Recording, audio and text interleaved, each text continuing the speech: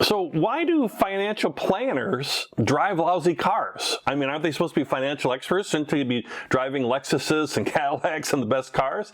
And I'm going to tell you a little story where I found out, or what I noticed was how they drive lousy cars, which didn't really match up with what they're supposed to be, these great financial experts, right? So let me tell you a little bit about that. Oh, by the way, in the description below, I have all a free course, and I have all sorts of courses on sales too. That's what I do, is help educate folks as far as selling online courses that you can take, super big discounts right now. And it's really good to take a course so you understand, if you're using a financial planner, you know, that you understand what they're talking about and kind of can keep them honest. And if you're not, well, then you're going to need to educate yourself even more. Either way, we've got great education below. Okay, so I'm at this conference. I was speaking at this conference at this big conference center where they run multiple conferences at the same time, right? And I was speaking at one, this is many years ago, for when I was still working before I retired early with being financially independent, things I'm trying to help you with. And so I'm going to the conference. I noticed that the same, it was on like print and or marketing, different things I was doing. But there was another conference that was for financial planners. It was a financial planner conference. And you know me, I like finance. I'm interested in investing. Like, ooh, I wish I was over in their conference. Let me go check it out.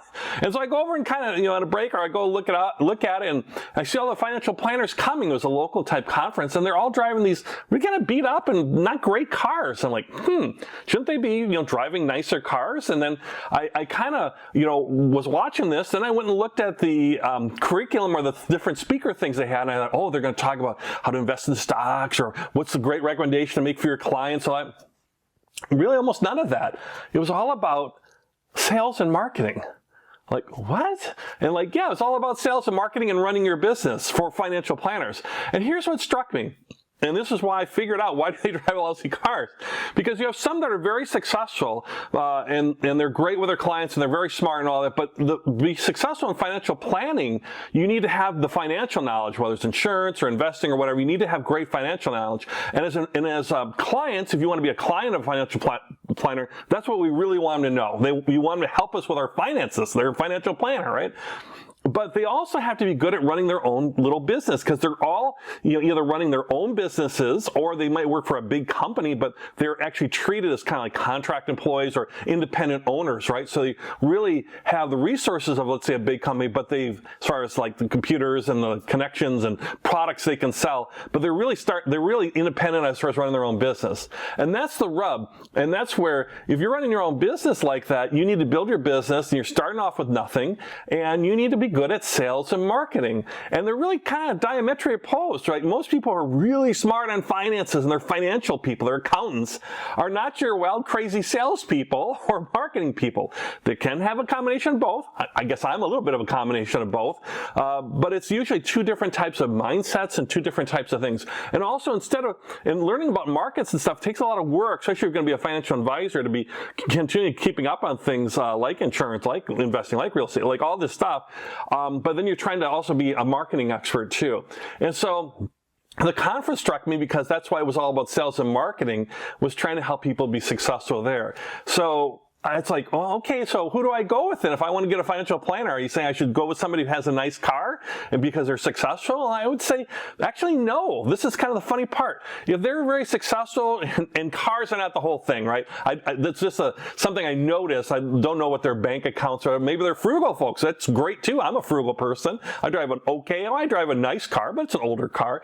You know, but living below your means is a good thing. I'm not saying that. What I'm saying is, do you see somebody who's maybe showing off their wealth as a financial planner? They've got that nice car. They talk about the great trips they take and where they live and all that.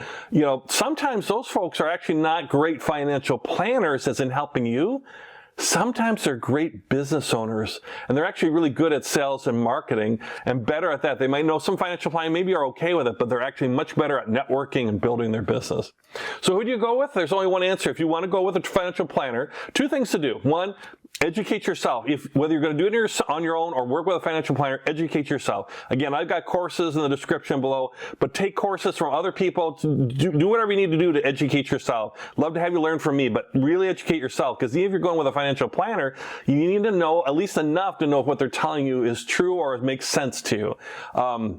Because in the end, who you go with is not who drives a nicer car.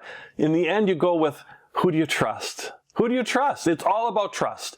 Do you trust their knowledge? Do you trust that they have your best interest in heart? They're not trying to promote products that might pay them more money on a commission or something like that. Yes, financial planners, many of them can get paid commissions on certain products. How are they compensated? They should talk. If you meet somebody for the first time, you should ask them if they don't bring it up themselves. They should actually bring it up about how they're compensated, whether they get a percentage of, let's say, a mutual fund or something you buy, or are they on a flat fee route? A flat fee can sometimes be better to take out that whole commission structure. So think about trust. That's the main thing if you want to work with a financial planner. And the real way to have trust is, that's the old adage, trust but verify.